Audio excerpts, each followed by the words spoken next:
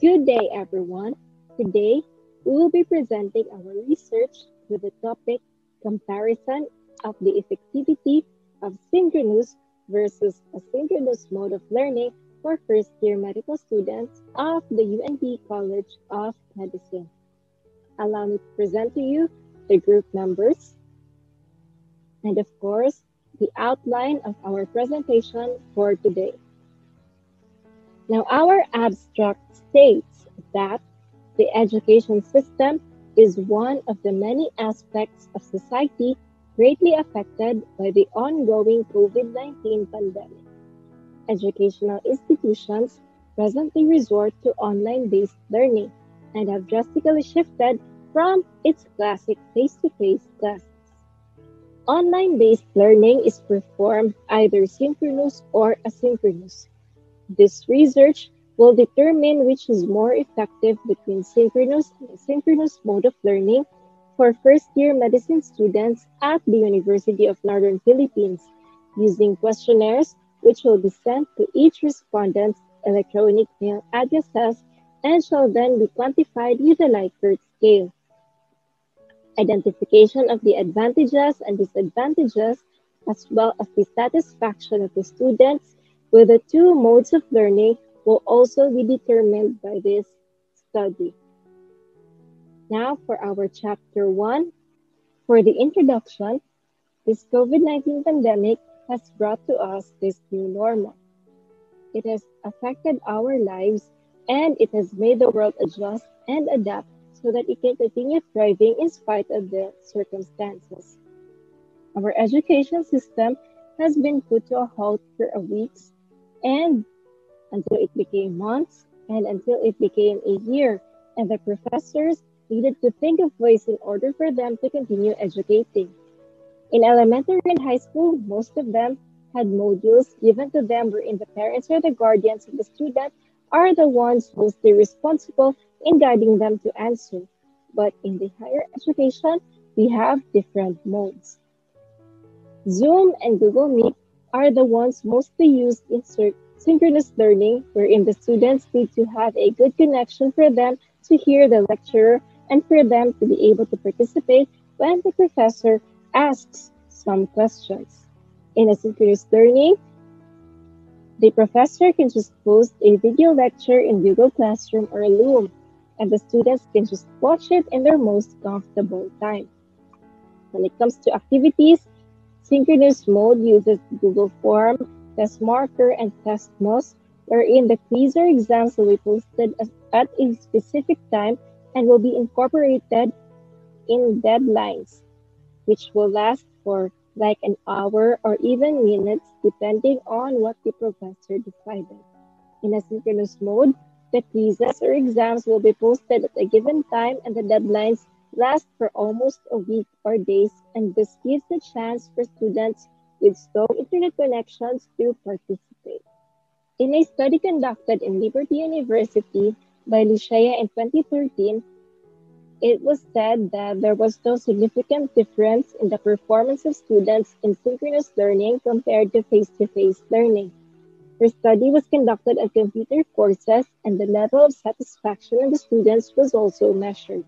So as medical students, after reading her study, a question came into mind comparing these two modes of learning and for it to be shared to lecturers for future references. Our problems are stated as follows. First, what is more effective in teaching medical students, synchronous or asynchronous learning?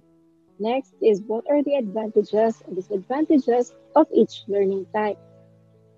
Generally, our objective aims to identify which is more effective between synchronous and asynchronous type of learning for first-year medical students of UNP. Specifically, our objectives are to identify the perception of first-year medical students of UNP between synchronous and asynchronous type of learning. Next is to evaluate the motivation and enjoyment of first-year medicine students for using synchronous and asynchronous type of learning. Third is to assess the instructor's role in synchronous and asynchronous learning for first-year medicine students of UNP. Our study will be significant to the following individuals.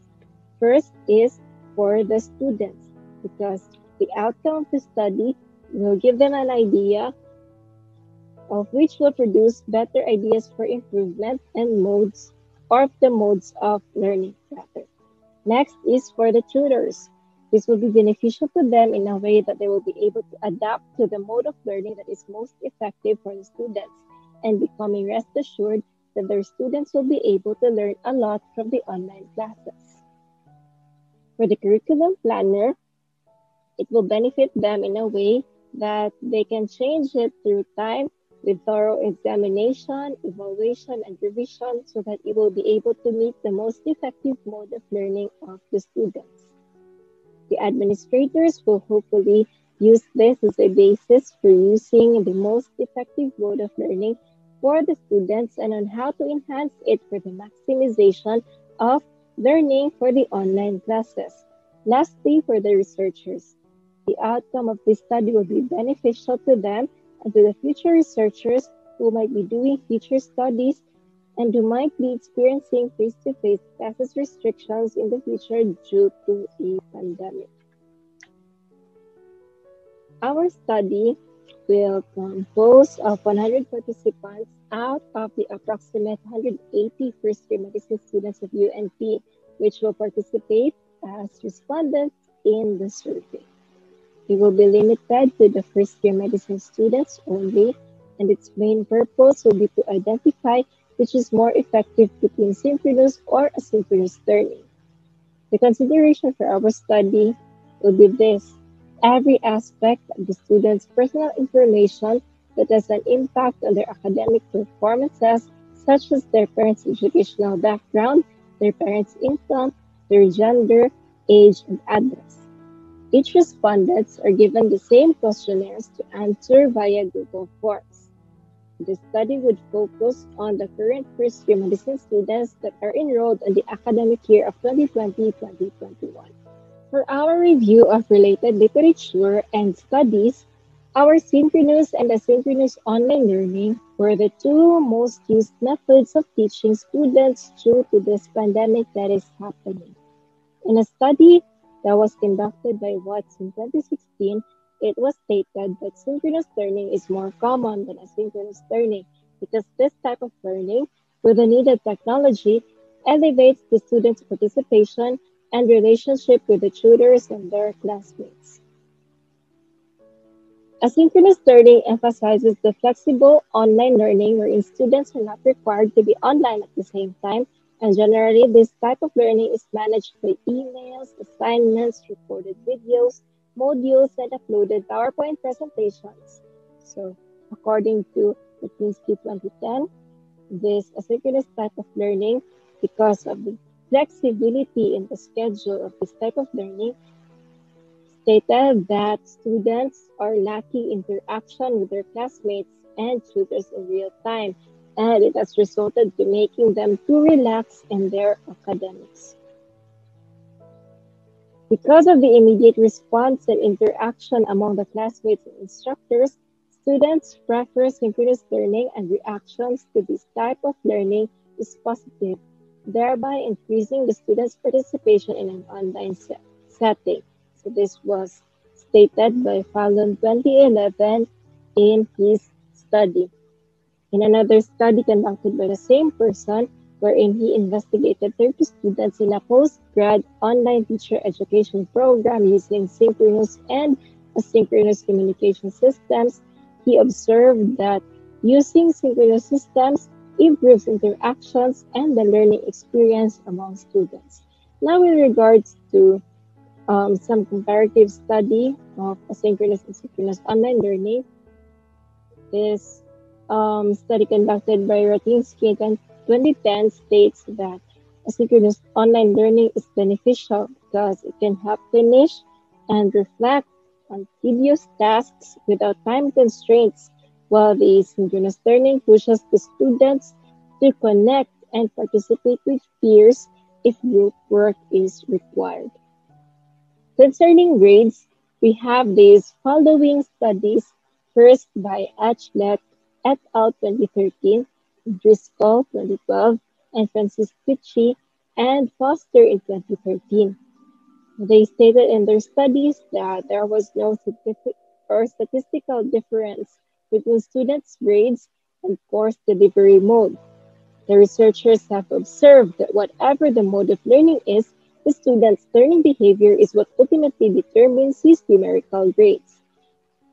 In a study by Cavanaugh and Jacquemin in 2015, wherein there was a comparison of grades of online synchronous and asynchronous learning of the 6,000 students, their observation was that students who have had already higher grades, whether in synchronous and asynchronous learning mode, had even higher grades, while students who had low grades struggled even more in both types of learnings. According to Jaggers et al. In 2013, higher rates of failures in synchronous learning, and this study pointed out that the pre-existing performance gaps between students is widened during the synchronous learning. Zhu and Jaggers in 2013 have also stated that synchronous and asynchronous learning had a negative relationship with course persistence and course grade, and most students prefer the traditional face-to-face learning. The combination of asynchronous, synchronous, and face-to-face learning studied by Torres Steele and Drew in 2013, and they found out that it was the best type of teaching because it gives the chance for students to engage and be satisfied on what they learned. Our theoretical framework is based on the studies made by Raymond et al. In 2016 and Bernard et al. In 2004. Below are the titles of their studies. So both studies were finding out if there was a significant difference between the mean interest scores of students that were taught using the asynchronous institutional approach and the synchronous institutional approach.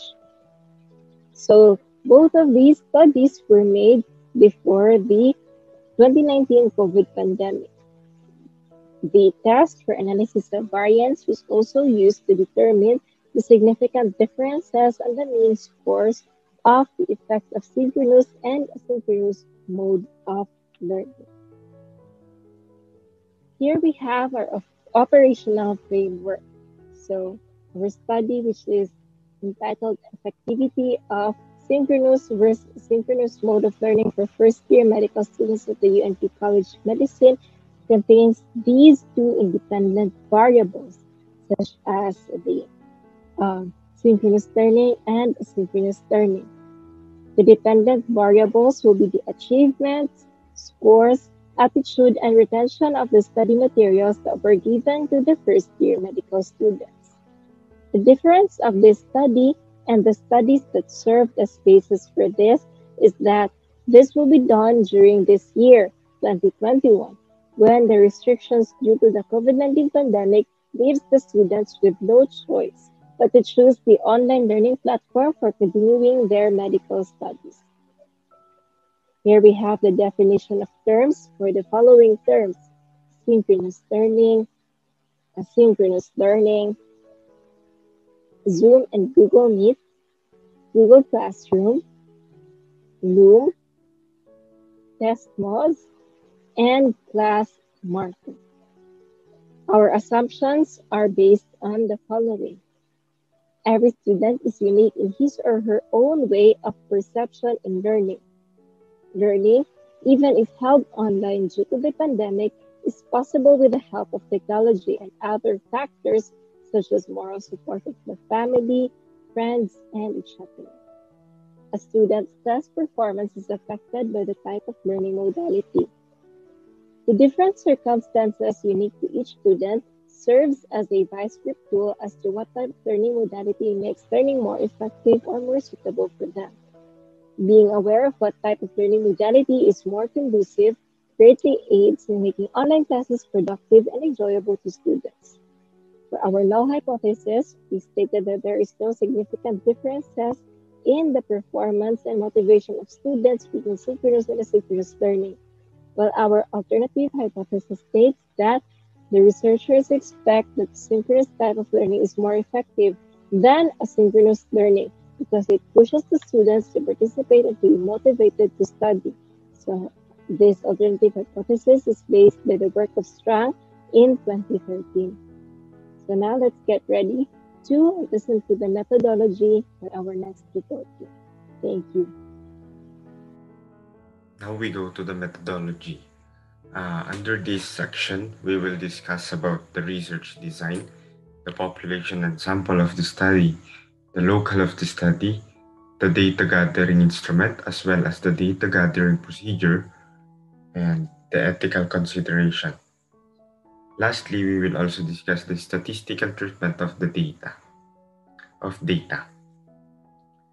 So for the research design, repeated measures design will be used in this research wherein the same participants will have taken part in synchronous and asynchronous learning. Convenience sampling will be used as the sample design, and this is because not all participants are available and willing to take part for the study, and the goal is to have 90 to 100 participants. This research and sampling design is used in order to save time for researchers to have participants in both modes of learning. For the population and sample, this research will compare the students' performance in synchronous and asynchronous learning of first-year medical students in University of Northern Philippines. The respondents were chosen because they are the batch of students that were the first to experience the online learning due to the restrictions brought about by the COVID-19 pandemic. So they also came from the different regions of the Philippines as well as other countries such as in India and Indonesia. Internet connection signals for the respective residences of each student differ as well.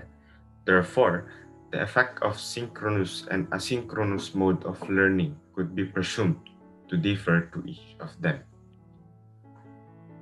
So, uh, for the locale of the study will be conducted in University of Northern Philippines College of Medicine.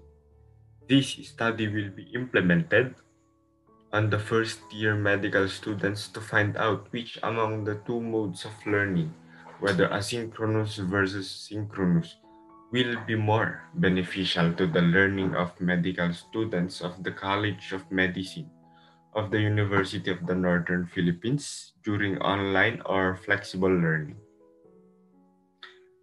For our data gathering instrument, we will Google Form will be the main instrument used for the data collection, and the form will be messaged to them through Facebook since this will be the most convenient for the participant.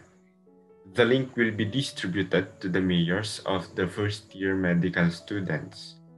Then, the mayors will be tasked to spread the link on their respective class group chats for easy dissemination to their classmates and for easy retrievability on the part of the researchers.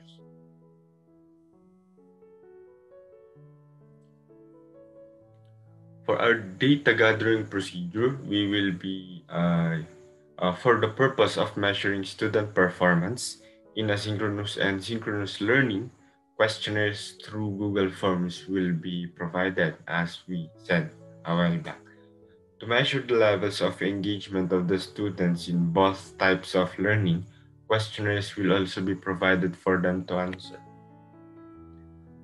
For the ethical considerations in this study, questionnaires through Google Forms will be provided to the participants, since the instructors may not be allowed to release grades of their students because of the Data Privacy Act. Such questionnaires will be provided for them to answer, which will be kept with confidentiality and will be used on the sole purpose of measuring the level of engagement of the students in both types of learning. And lastly, we have here the statistical treatment of data.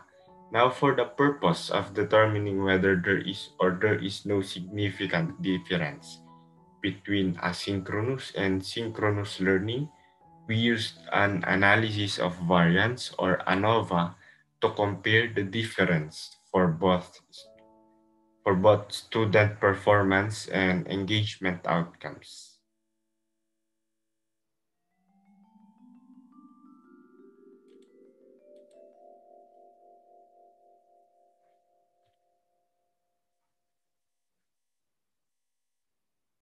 For appendix, table number 1. Table number 1 is titled Students' Perception of Learning from Online Synchronous and Asynchronous Discussion. Each component will describe the perception of each respondent on how they view online learning modalities. Table 1, these are the components. Next is table number 2. It is titled Online, Synchronous, and Asynchronous Discussion, Motivation, and Enjoyment. This table will show the eagerness of participants when it comes to the online learning setup we have now. These are the components of table number 2. Next is table number 3. It is titled Instructor's Role, Synchronous and Asynchronous Learning. This table will describe the role of instructors on how they affect the learning and how they motivate the respondents during online classes and how well they facilitate online classes. These are the components of table number 3. The next part is the revised tables.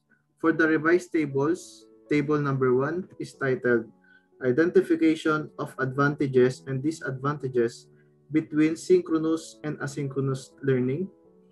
Each component of this table will describe the advantages and disadvantages between synchronous and asynchronous learning, and what kind of modality do respondents most likely prefer or the most comfortable with for them. Do they prefer synchronous due to the fact that there is an immediate personal engagement between students and instructors, which may create greater feelings of community and lessen the feelings of isolation? Or do they prefer asynchronous classes, which increases their cognitive engagement since the respondents will have more time to engage with and explore the course material? So these are the components of synchronous classes, table number 1.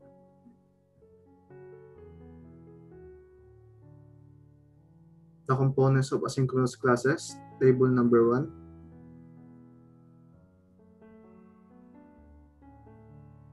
For the table number 2, it is titled Satisfaction of First-Year Medical Students between Synchronous and Asynchronous Classes.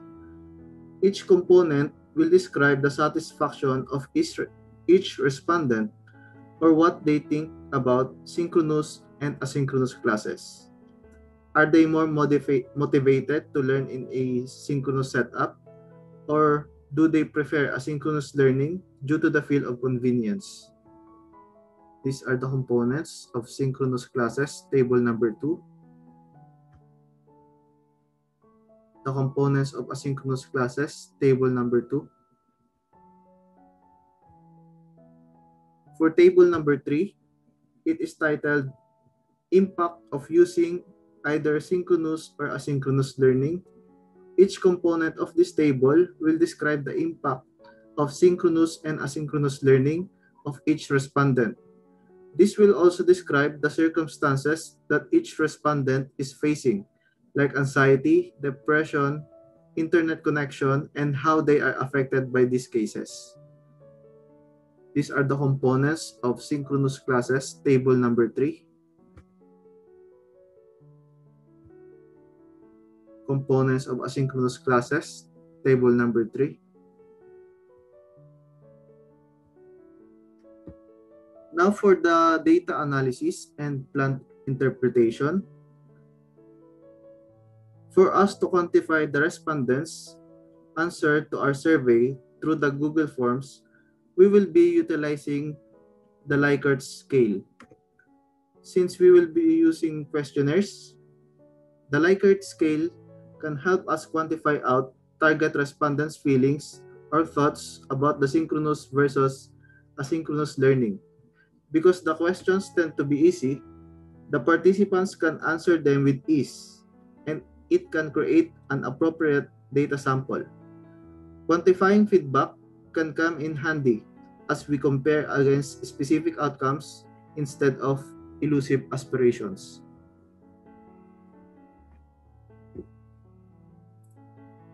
This is our Gantt chart for our research. Project title is research. Our project manager is Ms. Hani Pangatungan.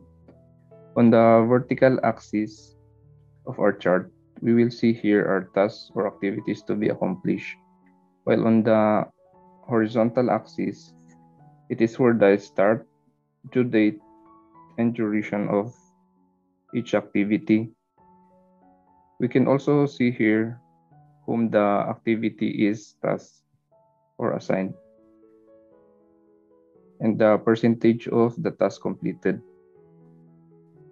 The blue colored cell here is the duration of each activities. Here we can see that some cells overlap each other. That's because some of our tasks are started simultaneously. On the vertical axis, we listed the planned activities that we will be doing throughout our research project.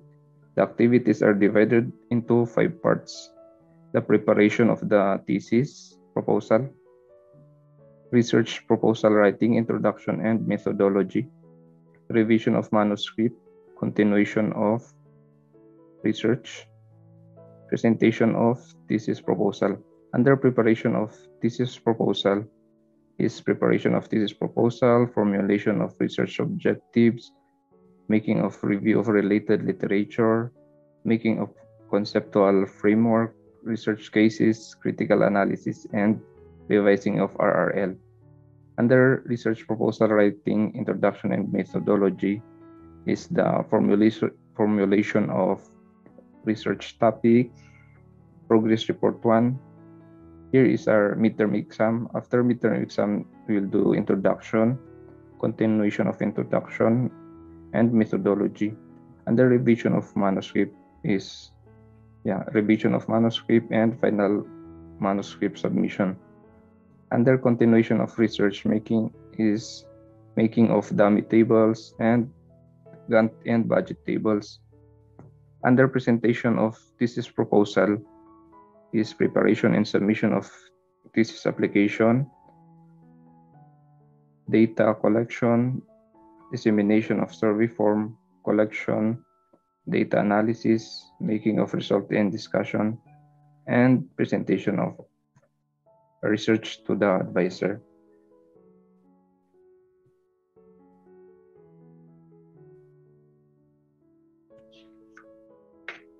On our research budget, we have here our budget breakdown, cost, units, total cost, and remarks. On our personnel budget, we allotted 1,000 pesos in each member of the group for data or Wi-Fi bill. We will also hire a statistician for statistical result consultation, which we allotted 2,000 pesos for his or her professional fee, and a grammarian for grammar consultation for an amount of 1,000 pesos. A total allotment on our personnel budget is 8,000 pesos. On our supplies and equipment, we only needed 1 ream of cactus bond paper for printing of the research papers, draft, and eventually the final manuscript amounting 300 pesos, and 4 Epson ink amounting 350 each with a total amount of 1,400. The total cost in our supplies and equipment is 1,700. And lastly, we allotted 500 for the binding services for a grand total of our research budget of 10,200 pesos.